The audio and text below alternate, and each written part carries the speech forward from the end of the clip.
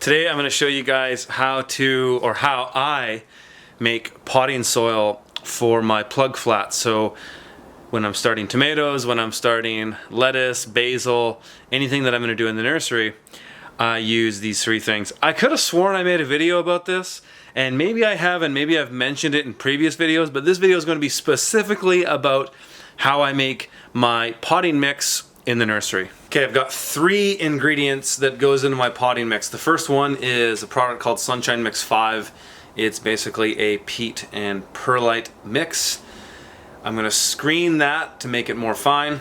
Second ingredient is compost. I'm going to screen that as well to get any large particulate matter out of it.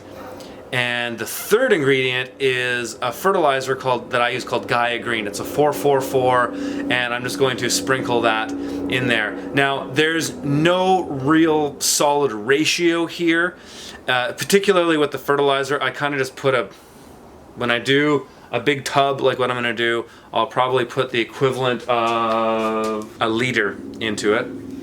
That's the nice thing about organic products. You can't really overdose with them. I mean, it's not like Miracle Grow or some sort of synthetic fertilizer that you can overdose and burn all your crops. So I'm not worried about that. Let's do it. Okay, back in the day when I used to do soil blocks a lot, this ratio was very important, and I was very careful to make sure that 1/3 of my mix was screened compost. The other 2/3 would have been that Sunshine Mix 5, and then I'd have to water it down really heavily to get that nice consistency to make soil blocks. So I'm not making soil blocks anymore. I'm doing them in the paper pot transplanter, which I love.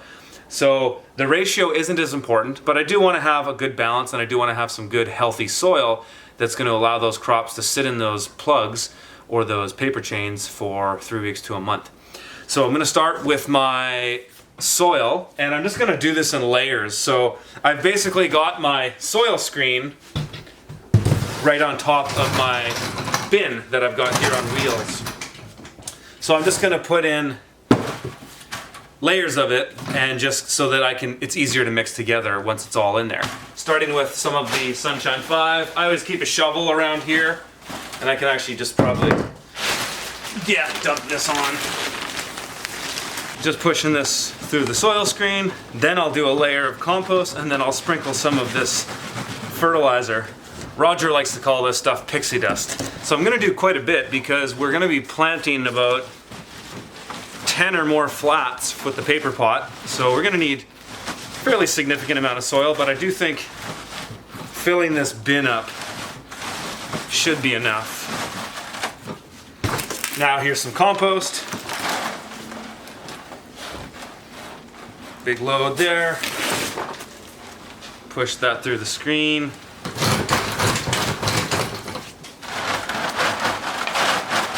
A little bit of pixie dust.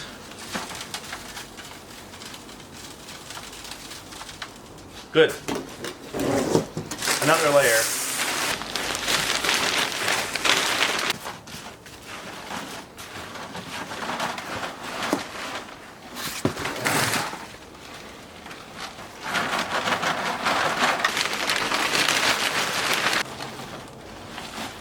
Finish with the rest of this pixie dust.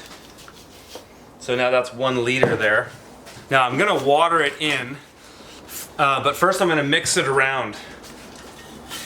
Just a little bit. It should be relatively easy to mix because I did it in layers.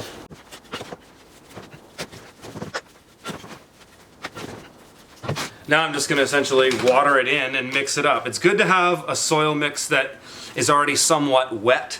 When you plant it, I find that it allows you to pack more into the flats, and it just gives you a far stronger plug that's going to plant better, and the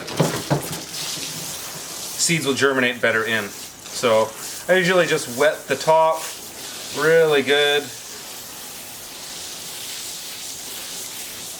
Now when I was doing soil blocks, I would do this a lot more. This would take a lot longer, this process. But all I really want is a nice wet consistency. It doesn't have to be like a mud like it is with soil blocks. You know, if I was doing this kind of thing on a larger scale, I'd probably have some more automation with this, or at least a a roller machine or something that would turn this soil. But we don't really do a ton of nursery stock, so it's all context.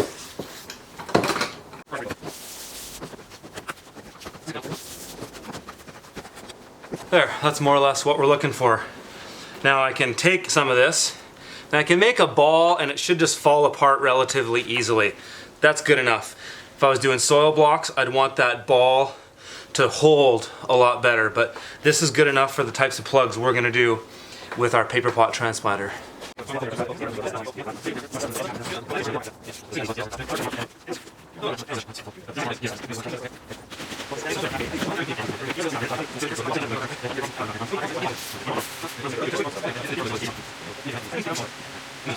All right, that is that. If you guys found that helpful, hit that subscribe button right now. Please like and share the videos with your friends, and check out any of my live workshops. If you're interested in coming and learn this stuff in person from me, I do live workshops around the world.